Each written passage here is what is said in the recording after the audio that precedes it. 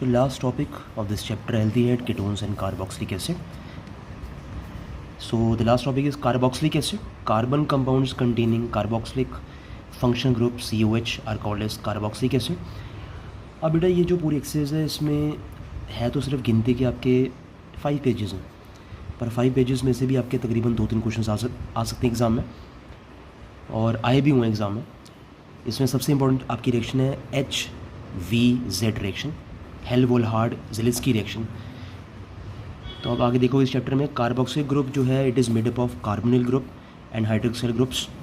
Carboxylic acids are further classified as mono, di and tri, and carboxylic acids depending on the number of carboxylic acid present in their molecule. अगर हम बात करें structure of carboxylic acid के, the carbon atom of carboxylic acid sp2 hybridize होता है and the bonds to the carbon and planar exhibits a trigonal planar geometry with the bond angles and nearly 120 degree. The carboxylic carbon is resonance stabilized and hence more stable than the less electrophilic than carbon carbon. तो ये आपने point याद करना है कि जो carboxylic group carbon है आपका वो रेजोनेंस स्टेबलाइज होता है and hence more stable and less electrophilic than carbon carbon. तो ये आपने रेजोनेंस स्ट्रक्चर इसका ड्रॉ कर लेना एक बारी. अगर प्रिपरेशन की बात करें यहाँ से हमारी प्रिपरेशन इसमें शुरू होती है, that is from primary alcohols and aldehyde से. तो जैसे कि हमने एक्सरसाइज ए में पढ़ा था कि 1 डिग्री अल्कोहल से इसमें क्या बनता है आपका कार्बोक्सिलिक एसिड बनता है. उस सेक्शन में उसमें क्या बन रहा था एक्सरसाइज में, उसमें बन रही थी एल्डिहाइड ग्रुप बन रहा था, और जो ग्रुप उसमें जो आपका रीएजेंट था वो भी अलग था. आई थिंक एक में हम यूज़ कर रहे थे K2Cr2O7 और साथ में हम डाल रहे थे उसमें कॉपर ट्यूब, पर इसमें हम क्या यूज़ करते हैं अल्कलाइन KMnO4 और साथ में हाइड्रोनियमाइन. और वैसे अगर एल्डिहाइड ग्रुप से आपने कार्बोक्सिलिक एसिड बनाना है तो क्या यूज़ करेंगे हम Tollens reagent. Then further alkyl benzene से हम अगर रिएक्शन करेंगे, या अब रिएक्शन सीधा पेपर में नहीं आते हैं, these reactions can come in the form of conversions. टॉलविन से बेंजोइक एसिड बनाओ या प्रोपाइल बेंजीन से बेंजोइक एसिड बनाओ, ठीक है. देन ग्रिग्नार्ड रीजन की जो रिएक्शंस हैं वो आपको पता है RMGX, इसमें आपने कार्बन के नंबर को इंक्रीज़ करना होता है. Then from the nitriles group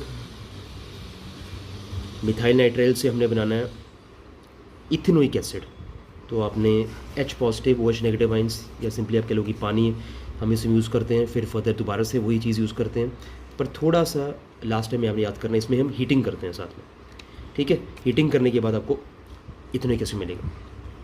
तो बेटा काइंडली पॉज द वीडियो और एक बार इसको रिएक्शन सभी आप लिख के रिवाइज कर लो, ठीक है, क्योंकि काफ़ी इंपॉर्टेंट रिएक्शंस हैं. Then on the next page mainly over physical properties ये भी करनी होती सारी. Aliphatic carboxylic acid up to the 9 carbon atoms are colorless liquids at the room temperature with unpleasant smell. The higher acids are the wax-like solids and no odor. इसका कोई order नहीं होता और wax-like solid होता है.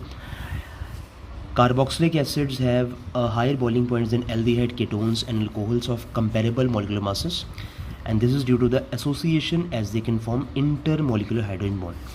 So this is also increases the solubility in the water. And the solubility decreases with the increase in number of carbon atoms. जितने carbon atoms बढ़ेंगे उतनी सॉल्युबिलिटी आपकी डिक्रीज कर जाएगी. या क्वेश्चंस में आप देखोगे पिछले भी हम चैप्टर्स में ऐसे हमने चीज़ें पढ़ी, जैसे हमने पढ़ा था ना हेलोल्केन्स और एरीन्स में या आपका अल्कोहल फिनिथर में, कि ये जो कंसेप्ट है फिजिकल प्रॉपर्टीज़ के इसको याद करना पड़ना है क्योंकि ये अप्लाई होंगे आपके क्वेश्चंस के ऊपर भी. Then last point benzoic acid is nearly insoluble in the cold water but also soluble in the hot water. और बेंजीन में सोल्युबल होता है, ईथर में, अल्कोहल में, क्लोरोफॉर्म में etcetera. Carboxylic acid exists as a dimer in the vapors phase or in the aprotic solvents में. What is the aprotic solvent? Aprotic solvent का मतलब होता है जब कार्बन का हाइड्रोजन के साथ कोई बॉन्ड नहीं बनता, कोई लेना देना है ही नहीं ऑक्सीजन का हाइड्रोजन के साथ, और जहाँ पर हम यूज़ करेंगे प्रोटिक तो उसमें आपका ऑक्सीजन के साथ जो हाइड्रोजन का आपका बॉन्ड बनता होगा. तो ये आपने पढ़ा था SN1 और SN2 में इन चैप्टर नंबर 1 जो आपका था haloalkanes and haloarenes organic chemistry का, उसमें आपने ये टर्म पढ़ी थी. तो ये आपका डाइमर का एक स्ट्रक्चर बनता है, ये आपने याद करना. Then comes your chemical reaction. अब ये बेटा सबसे इम्पॉर्टेंट पार्ट है, ठीक है. एसिडिक्स करेक्टर के हिसाब से आपने ये सारी वैल्यूज़ याद करनी है. जैसे मैं यहाँ पर जो वैल्यूज़ में किस वैल्यूज़ की बात कर रहा हूँ, ये वाली स्ट्रॉन्ग एसिड्स की जो PK वैल्यूज़ की वैल्यूज़ काफ़ी कम होती हैं. तो what is the meaning of PK value? Acidity of a molecule को हम बोलते हैं PK वैल्यू. जितनी ज़्यादा, मैंने यहाँ पर लिखा हुआ है, यहाँ पर लिखा हुआ है मैंने, जितनी ज़्यादा लोअर होगी PK value means a stronger acid बनेगा, ठीक है, और जितनी ज़्यादा होगी उससे आपका वीक एसिड बनेगा। तो अफेक्ट्स जो हैं सब्सटेंट्स के वो अपने एसिडिटी और कार्बोक्सिलिक एसिड वो आपने याद करने प्रॉपर्ली सारे। उससे पहले एक पॉइंट लिखा हुआ है, carboxylic acids are weaker acids than mineral acids but stronger than alcohols and phenols. ये भी एक पॉइंट आ सकता है एग्जाम में कि कौन सा आपका एसिड होता है वो स्ट्रॉन्गेस्ट होता है और कौन सा आपका वीकेस्ट होता है। देन अफेक्ट्स में आपने पढ़ना है पहला point, electron withdrawing substituent disperse the negative charge on the carboxylic ion and stabilize it and thus increase the acidity, but the electron releasing substituents intensify the negative charge of the carboxylate ion and destabilize it and decrease the acidity. But on the basis of the above facts, the common acids have been arranged in the following order of the acidic strength based on their pK values. तो ये सारी जो pK values हैं ये आपने +1 में पढ़ी होगी, plus I effect minus I effect में ये काफ़ी वैल्यूज एग्जिस्ट करती थी, वो आपने देखी होंगी। तो आप देख पा रहे हो जो ट्रेंड है जहाँ पर आपका फ्लोरीन जो ग्रुप है वो सबसे ज़्यादा है, F3 है ना ग्रुप, तो इसकी स्टेबिलिटी जो सबसे ज़्यादा होगी, जहाँ पर Cl3 ग्रुप आ गया उसकी कम होगी। फिर ऐसे करते करते नाइट्रो ग्रुप आ गया और फिर NC ग्रुप आ गया, फिर दोबारा से F फ्लोरीन ग्रुप आ गया। बट यहाँ पर जो फ्लोरीन है वो सिर्फ एक ही लगा हुआ है, यहाँ पर Cl लगा हुआ है, तो यहाँ पर आपका एक Br है, फिर उससे कम आपका कौन सा फॉर्मिक एसिड है, फिर एक Cl ग्रुप लगा हुआ है, एक COH ग्रुप लगा हुआ है। तो ऐसे करते करते ये पूरा ट्रेंड आपने यहाँ तक याद करना है। अगला पॉइंट भी काफ़ी इंपॉर्टेंट है, सिंस फिनाइल एंड विनाइल जो अटैच करते हैं directly to the carboxylic acid increases the acidity of the carboxylic acids. Since plus I effect of C6H5 group is smaller than the plus I effect of alkyl group, so इसीलिए जो आपका C6H6OH है that is your benzoic acid, वो एक आपका strongest acid है then the ethanoic acid. तो ये क्वेश्चन एग्जाम में आ सकता है, ये बोर्ड एग्जाम में क्वेश्चन आ सकता है, वाई द एसिडिक जो स्ट्रेंथ है या स्ट्रॉन्ग एसिड जो है हम मानते हैं बेंजोइक एसिड को as compare to your ethanoic acid से। तो ये क्वेश्चन आपका एग्जाम में बन के आ सकता है। Then effect of substituent on the acidic strength of benzoic acid, the electron withdrawing group like Cl, NO2 group etcetera increase the acidic strength of the benzoic acid, whereas electron releasing groups like CH3, OH and OCH3 and NH2 decrease the acidic strength of the benzoic acid. तो इसको as it is इसको याद करना पड़ेगा, क्यों? क्योंकि ये questions आपके इस फॉर्म में आ सकते हैं बन के एग्जाम में। You can see here nitro group जो पैरा पे लगा हुआ है वो Cl ग्रुप जो पैरा पे लगा हुआ है उससे वैल्यू उसकी ज़्यादा है, उससे कम किसकी, फिर बेंजोइक एसिड की, उससे कम आपका ये ग्रुप है, फिर ये। तो acid weakening effect of electron releasing groups and acid weakening effects of electron withdrawing groups is more pronounced at para positions and at the meta positions. So again the ortho isomer of every substrate benzoic acid is stronger acid than the three isomers, that is no matter whether the substrate is electron releasing or electron withdrawing. कहते हैं जहाँ पर आपका ortho group लगा होता है ना, ortho group सबसे ज़्यादा स्टेबल होगा। जैसे एग्जाम्पल के तौर पे ये आप देख सकते हो NO2 ग्रुप किस पे लगा हुआ है, ऑर्थो पोजीशन के ऊपर, ठीक है ना। ये अब कैसे पता लगता है कि ऑर्थो पोजीशन है? अगर ग्रुप एक ऊपर अटैच हो, उसके बगल वाला जो बिल्कुल कार्बन होता है वो हमारा होता है ऑर्थो, उसके अगला वाला कौन सा होता है, मेटा, सबसे नीचे कौन सा होता है, पैरा। तो ऑर्थो ज़्यादा स्टेबल है, उससे कम स्टेबल है आपका पैरा, उससे कम स्टेबल है आपका मेटा, और सबसे कम स्टेबल आपका जो सिंपल बेंजोइक एसिड है, ठीक है। सिमिलरली यहाँ पर भी OH, ठीक है। इन दोनों में आप देख लो, ये ध्यान से आपको करना पड़ेगा। OH ग्रुप में आपका यहाँ पर जो मेटा पोजीशन पे लगा हुआ है ये ज़्यादा स्टेबल है, ठीक है, और ये जो आपका जो पैरा पे लगा हुआ है सबसे कम स्टेबल है।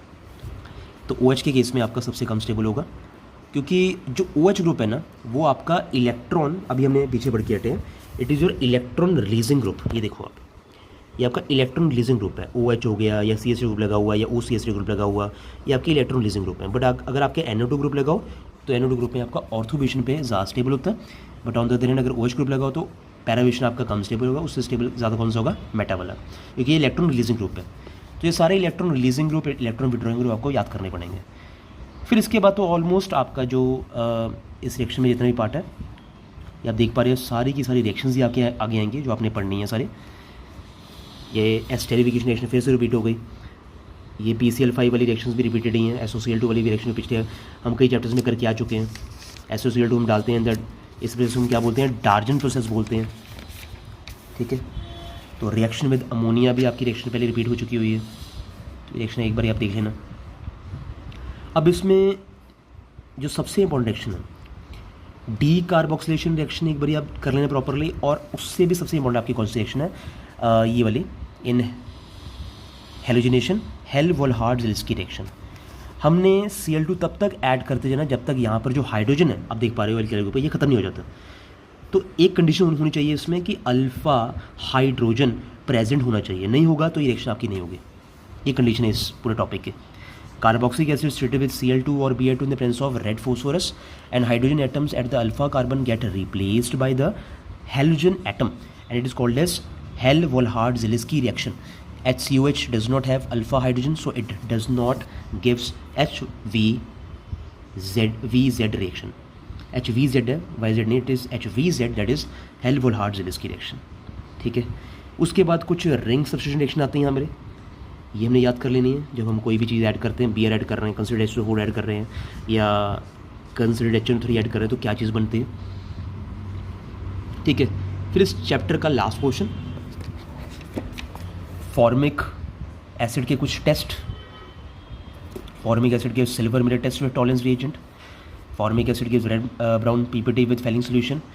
ठीक है। Formic acid decolours as pink colour of, ये सारे पॉइंट्स आपने याद कर लेने हैं। Formic acid gives white PPT then grey PPT on the reaction with HgCl2 solution. उसके बाद यूजेस ऑफ फॉर्मिक एसिड सारे याद करने हैं, using as reducing agent, antiseptic, preservative. ठीक है। फिर टेस्ट ऑफ एसिटिक एसिड, ये सारे लर्निंग पोर्शन आपका, ये आप देख पा रहे हैं एक बार। लेकिन जस्ट पॉज द वीडियो और इसको आप एक बार लर्न कर लेना। टेस्ट यूजेस सभी के पढ़ने हैं properly. Test of benzoic acid और लास्ट में test of uses of benzoic acid. Food preservative in the form of sodium benzoate, in perfumes, in the medicine and urinary antiseptic for treatment of the skin disease like eczema. तो ये सारे points आपने properly पढ़ने हैं। और यहाँ पर हमारा कार्बोक्सिलिक एसिड जो पार्ट है भी ख़त्म होता है, इससे आपका चैप्टर भी ख़त्म होगा। ये आपका लास्ट पार्ट था इस चैप्टर का। और बेटा जितना हो सके इन रिएक्शंस को, इन यूजेस को, हर एक चीज़ को प्रैक्टिस करो और फिर बाद में ख़त्म करने के बाद एक 10 ईयर लगा लो, जो कि आपकी प्रॉपरली फिर तैयारी हो जाएगी। Thank you students, keep on learning.